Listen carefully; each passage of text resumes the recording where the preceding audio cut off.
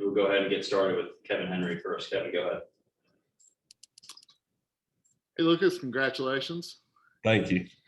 Can you talk about the experience of being told that you were going to be on the active roster versus whenever you were told that you were going to be the 27th man for the doubleheader? Was there a difference in excitement there for you? Not necessarily. I mean, the thing for me is like anything could have happened either on the doubleheader or whether it be this trip or the last one. So for me, it was the same kind of excitement and just the fact that there could be an opportunity. But I think to your point, this time definitely seemed a little more real, if you will. And I think this time I was, a little more anxious, a little more excited and hoping to get an opportunity. And can you just talk about being on the taxi squad, what that's been like for you and how it helped prepare you maybe even more for getting the call up? Yeah, definitely. I think the taxi squad, just being able to be around the stadiums and more importantly, being around the guys and seeing kind of the day-to-day routines and how guys handle, the busy schedule and the travel and all that stuff. I think it's important to see how, especially some of these guys that have been around a long time, like Chuck and Story and even just watching Freeland and some of these guys, it's like they have good routines and they've learned how to handle this stuff on the road very well. And it's good stuff to learn as somebody that wants to come up and have kind of the same path. I'll let others ask some questions. Thanks so much. Patrick Saunders. Hey, Lucas, congratulations. Thank you. Justin Lawrence told us some cool stuff the other day about his debut. And he mentioned the feeling he got when he came out of the bullpen at Chase Field. And he said he's going to remember that forever. Can you share with us maybe some moments that you'll hold on to from your debut? I think for me, the first thing was at one point it was, a tight game. And I was kind of sitting there saying, okay, we're going to give it to our guys and we're going to get a win here. And then we started scoring more and more. And I started to say, okay, all right, I'm going to start moving around, getting ready. And I think for me, it kind of hit me. The phone rang, I started warming up. And then once they got that last out and he said, all right, it's your ball game, I think it hit me. And I kind of looked around and it was just seeing the surroundings and hearing the noise. Obviously, I think it was kind of crazy to me. And just being able to run out there and have all of that going on around you, I think it was kind of surreal, but it was a cool experience for sure. Did your folks get to go down from Denver area down to Phoenix, or are they going to have to wait to see you pitch? My wife and my mom were able to fly down, so that was perfect. They got down just in time for the game. That's awesome. What's your wife's name? Kelsey. Kelsey, and what's your mom's name? Teresa. Teresa. Okay, that's awesome. Talk a little bit about, if you would, the actual performance itself. I know you gave up a homer, which isn't exactly what you want to happen, but overall, how do you feel you handled the nerves, et cetera? No, I felt pretty good. I think the first pitch, I missed my spot there, and that happens. And I think it's going to be a good thing to learn going forward. That obviously you have to be ready from the get-go. So it's a good learning opportunity. I think other than that, I made a lot of pitches and I executed my pitches well, in my opinion. And I think I got a lot of ground balls. And obviously, with the potential of playing in Denver, that's what we're looking for. So for me, it was an encouraging outing. I think if you take away that one pitch, and it is what it is, I think I'm happy with where I was at. I'm happy with how I was able to handle myself and kind of collect myself after that happened. And I'm excited going forward. And we may have asked you this when we talked to you back in spring, but how big a Rockies fan were you growing up? I was a huge Rockies fan. I used to go to all the games as a kid. It was funny. I was sitting next to Chacin in the bullpen, and I was just talking to him the whole time because I remember even when I was younger, just watching him pitch. I was asking him about all the guys he played with because I remember all those teams. And I used to go to quite a few games, and sometimes we'd get seats behind the dugout or near the dugout, and I loved being around the guys and seeing all the guys and being there as much as I could. Who was your guy? Did you say it was Helton or? Helton was my favorite. I liked Jason Jennings. I liked Jeff Francis. I mean, pretty much liked everybody on those early teams. Cool. Thanks, man. Appreciate it. Yep. Go to Danielle. Hi, congratulations. Buddy was telling us that he told you before the game about his debut and how it didn't go great for him, and Steve Foster did the same. Does that kind of help put things in perspective for you, that like maybe the first pitch doesn't matter as much, that they still believe in you? Yeah, absolutely. And I think it was funny. I mean, after the game, we talked about it, and I went in and I said, I think I have a story to one up both of you guys now, and they were laughing. But I think for me, it's like, especially as a reliever or whatever I end up being in my career, it's like I'm gonna give up home runs. It's kind of funny that I got it out of the way first, but now I can tell that story forever. And I already got rid of my first home run ever given up, so there's nowhere to go but up from here, I guess. That's a great perspective. Thank you. Mhm. Thomas Hardy. Yes, first of all, Lucas, congratulations and hello from Brookfield. And secondly, in the clubhouse after the game, did anybody have a good crack about your first pitch in the major leagues? Oh yeah, I think everybody came and said congrats and had a little grin on their face, and I knew what all of them were thinking, and a couple of guys I think mentioned that it might have gone in the pool, so that was pretty funny. But I think I was 1 for 1 in my career at one point with pitches and home runs. So I think to me it was funny. Obviously, it's not what you want, but at the end of the day, we won the ball game, and I got out of it, and I was able to settle down. So it is what it is, and it's a fun story now. Yeah, maybe not that ball, but did you save a ball from the game? I did. Okay, good. No, I wish I could have got that ball. I think I don't know where that one is. As far as as far as you're concerned, first of all, you grew up a Rockies fan, but I think you had mentioned before you'd been a hockey player. So, what Yes. player did you want to be when you were a little kid? Oh, it would have been Joe Sakic or Rob Blake at that time. All right, and how old were you when you really dedicated to baseball? Probably about 13, I would say. 12 or 13. Okay, and who did you play for at that point when you were 12? 12 and 13, I played for, I think, the Broomfield. It was like a Broomfield baseball league team. Okay. And then I went straight into high school from there. Oh, good. Okay. All right. And just to make sure, did you play in the Broomfield rec leagues or anything like that? No, I played in Northern Lights, which was I think in Thornton, Okay. because we lived in like Thornton area at the time. Ah, beautiful, beautiful. All right. As far as you're concerned from here, what's next? I mean, do you look to get that role? I mean, obviously you come up with Yency on the IL, but I guess the goal is to get a regular role to where whenever he comes back or whoever comes back, you're part of the bullpen anyhow, right? Yeah, I mean, for me, it's just one of those things. I mean, I want the team to win games, and I think Buddy obviously wants to put the team in position to win games. So if that means it's with me, it's with me. And if it's with Yency or whoever else, I think it's just, I got to do what I can do, and I have to do the best I can, obviously, to play my role to try and win games. And however I can do that, or however anybody can do that, I think that's the end goal this year.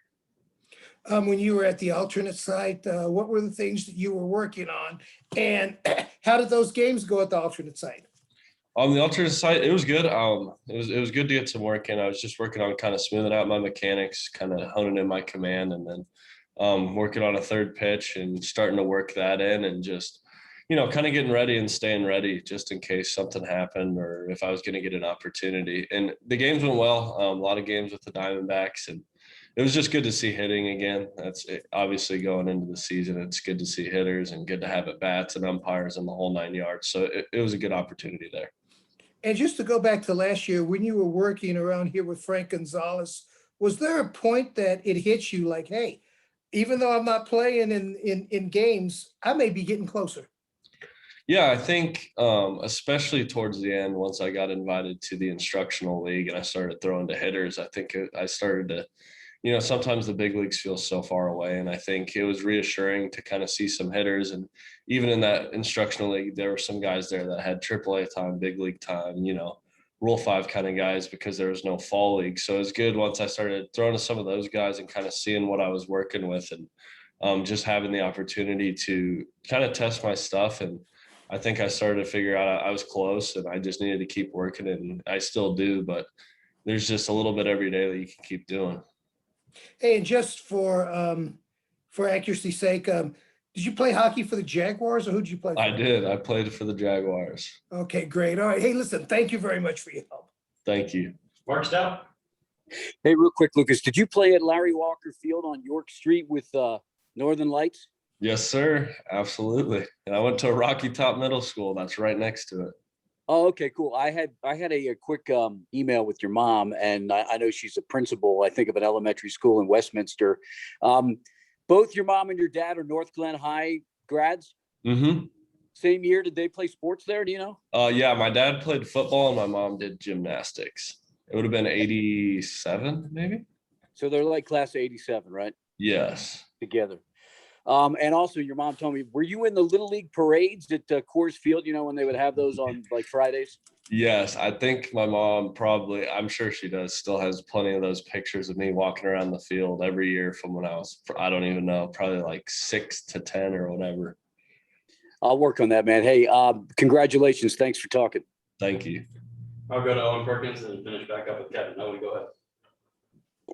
Hey, Lucas, congratulations. Are you able to think of your earliest memory as a Rockies fan? Can you think back to what the first thing on your radar as a Rockies fan was? I want to say I would have been in like kindergarten or first grade, and my dad pulled me out of school for opening day. That probably would have been like 2001 or 2002. I remember going to that game and sitting in the third deck in right field. Wow. Were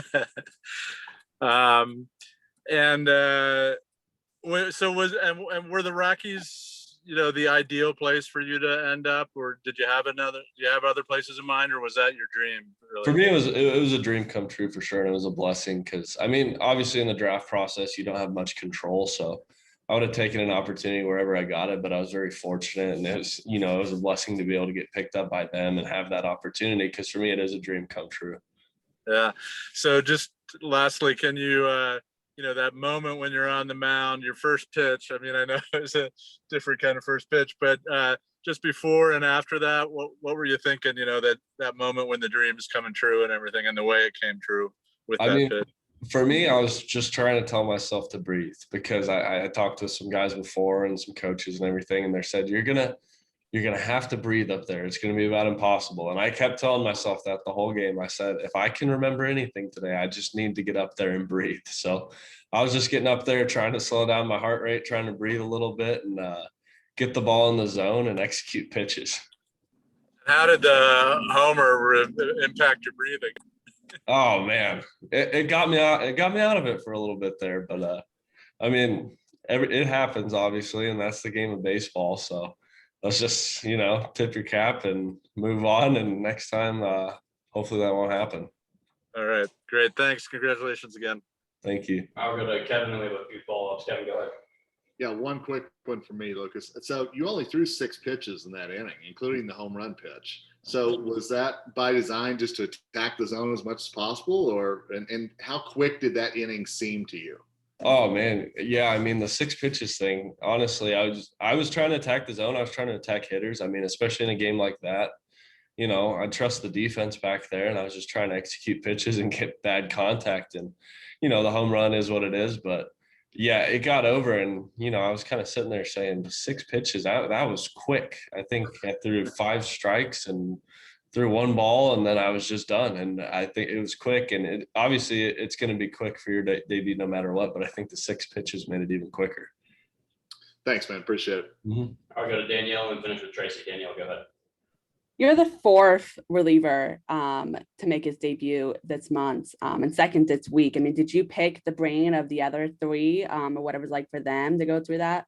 Yes, obviously I've known Justin Lawrence, and I've known Bowden, and I've gotten to know Sheffield pretty well over the last few years and even this year. And we were all joking and laughing, and they said, it's a long run out there, and you got to get your breath before you get up there. And they were right, because I think it's cool to hear from those guys that have been through it, especially so recently, and kind of what they've gone through and what they've felt, because they got a taste for it, and they got an experience, and you can't take that away. And obviously that insight is more valuable than anything.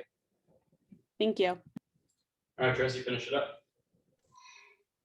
I might be a repetition because I was late getting on, but when they decided in last summer to put you in the bullpen, and you had started, right, basically in pro ball and in college ball and high school, Was that a tough one for you, or how much did you welcome that idea?